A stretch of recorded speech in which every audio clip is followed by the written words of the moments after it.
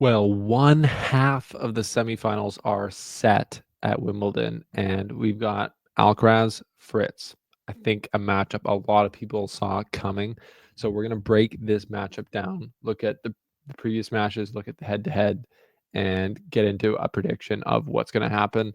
Obviously, Alcaraz is the heavy favorite, but a lot of Americans and a lot of people are looking at Taylor Fritz as someone who is getting really good on the grass. So we're going to break it down. We're also going to look at Anisimova versus Sabalenka, an unreal matchup on the women's side of things. There's a lot to get into just in these two matches. So let's do it. Here's the slice presented by Betway.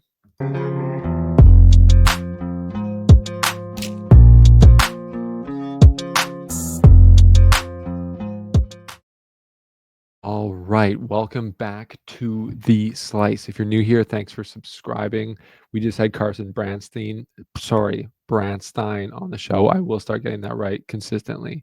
So check our podcast and our socials for clips of that. She's awesome. She lost to Sabalenka in round one, who's in the semifinals versus Anisimova, going for her first major off of hard court. Alcaraz is going for his third Wimbledon in a row, and Taylor Fritz is one of the guys standing in his way to do that. Now, I wanted to make a preview for this match, even though historically, and maybe a lot of people aren't giving Taylor Fritz the chance and maybe the credit he deserves in this matchup. And I get why. I get why it's not a great matchup for him on this court. Especially, I wouldn't say. I would say this would be a better matchup for Taylor Fritz at the Australian Open or the US Open. This court is arguably Alcaraz's best court. So that makes things worse. But Taylor Fritz has been unreal on the grass. Let's not forget about that. He's had an unreal grass court season. He won in Stuttgart over Zverev. He then lost in the first round to Mute in the HSBC Championships. Then he played the Lexus, which I believe is Eastbourne, and he won that. And he's now in the semifinals of Wimbledon. He's won a bunch of his titles on grass. Makes sense. He's a big time server, big player from the baseline, and that bodes well on the grass for him.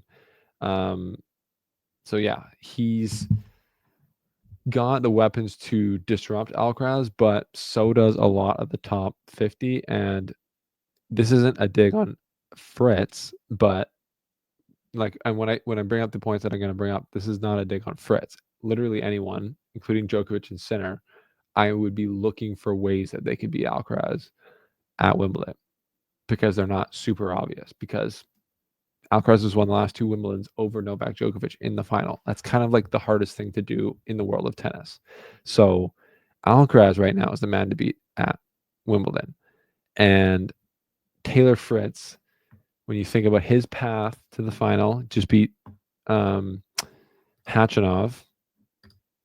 You got to think this is just another step up to the plate for Fritz to see if he can do something that would shock a lot of people. When we're looking at the head, let's get into how they got here first. Today, Fritz beat Khachanov in an impressive 4-set win. That's impressive because he goes up first two sets fairly clean, loses the third one fairly solidly, and then I believe went down a break in the fourth set, but was able to come back, get that set to a tiebreaker, and win it. So that's clutch. That's confident. That's clutch from Taylor. That honestly looks like a Carlos Alcaraz scoreline, if you ask me. So he comes through and he's feeling good. I was looking at one of the things that I thought in the back of my head because we've been tracking Carlos Alcaraz's time on court on the slice here, and it's been getting high, or it's been high kind of since the start. He's at 13 hours and 42 minutes time on court. I was like, maybe Fritz has an advantage there. No, Fritz has spent 13 hours on court, even with a match he only played 41 minutes against Jordan Thompson, where he pulled out. So the fatigue, that's not going to be a factor here, I don't think. So yeah, when it comes down to the tactics, let's look at it. But the last 2 matches they played have not helped. The tactics haven't done anything for Taylor Fritz. They played twice in Miami in 2023, 6-4, 6-2 for Carlos, 6-2, 7-5 at the Laver Cup round robin. So, put an asterisk on that one. And so they don't have a ton of experience. They don't have any major experience. What Taylor Fritz does have is the serve and the forehand and the weapons on offense to win a lot of games versus Alcaraz on Wimbledon. I believe he can get to tiebreakers against Carlos, and then it's about, like it always is against the best guys, execution in the biggest moments. When I think about their serve return, I think about Fritz having to return the Alcaraz serve. How well will Alcaraz serve? I know Fritz can be spotty on the returns, I would say, at best. That's gotten better. Everything in this game has gotten better. If Alcaraz has a really accurate, good serving day, I think it's going to be harder for Fritz. But if he's more in the middle of the box and Fritz can attack more, he can get looks. But again, I think the main thing for Fritz is protecting his own serve, not getting broken, not getting frustrated when Alcaraz becomes a freak, gets balls back that he never should. But yeah, forehand to forehand, cross court, down the line, Fritz should feel comfortable. Backhand to backhand, really baseline to baseline, should feel comfortable. Where Alcaraz will drag Fritz into deep water is the variety of the game. The slices, bringing Fritz to the net when he doesn't want to, the drop shots, the total complete game that Alcaraz has will make Fritz go crazy. But we'll see. This is another one of the matches where we'll see. Fritz has built the resume to be in a semifinal here at Wimbledon and not have it feel weird. He should be here. Based on his ranking, based on his ability on grass, he should be here. So now the time is to see if he can take the next step, which is, like I said, the hardest step to take. Beat Carlos Alcaraz at Wimbledon. It's been a while since anyone's done it.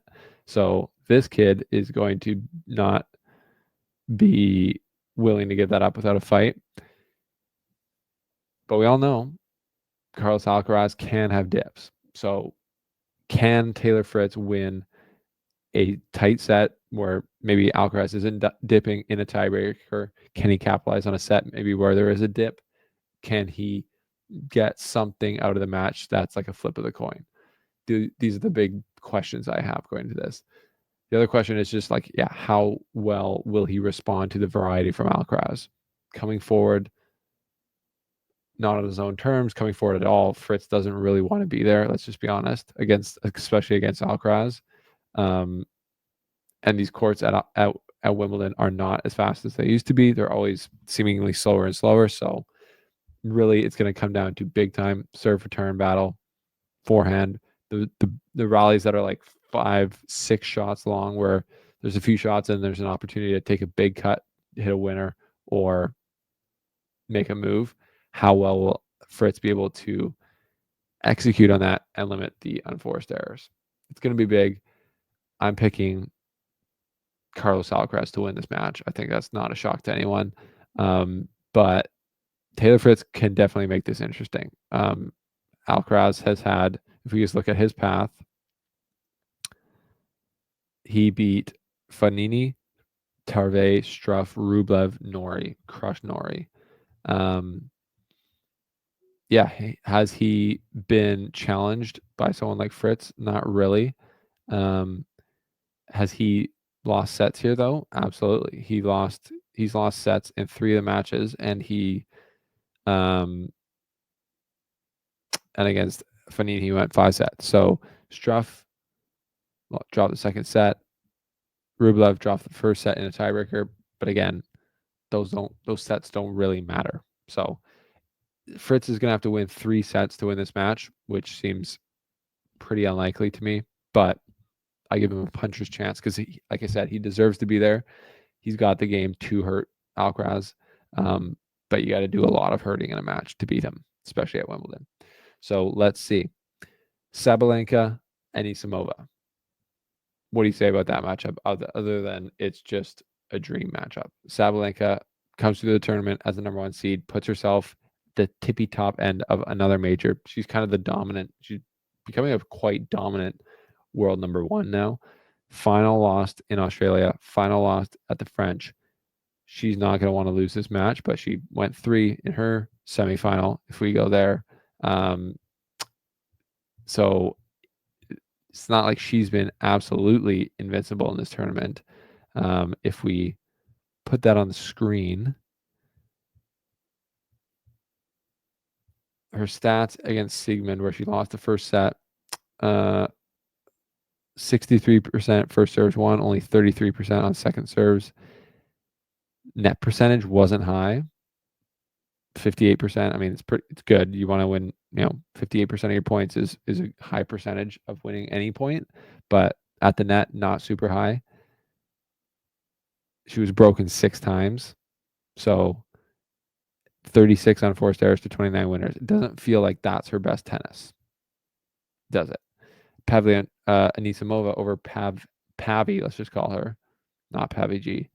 68% win on her first serve, 58% win on her second serve. 26 winners, 27 unforced errors. So Anisimova has most definitely got the firepower to beat Sabalenka. Will she be able to do it in her mind? Another American in the semifinal. The Americans got to be stoked. Fritz is there. Anisimova's there. And then we'll see on the women's bottom half, Andreeva versus Bencic, Swiatek versus Samsonova. I already broke those down on the last video. So yeah, Sabalenka versus Anisimova. I'm going with Sabalenka, but again, it feels getting like there's like a pattern and risk to maybe bad memories for Sabalenka losing to Madison Keys, who's a very capable big hitter on a quick surface in Australia, losing to Coco Gauff, kind of beating herself in a crazy condition level match at the French.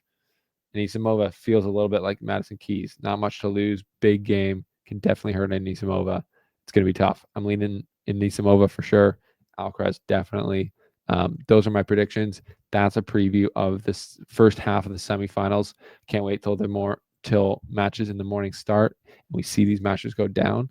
But until then, thanks for being here. Thanks for watching the slice. Subscribe, and we'll see you next time here on the channel.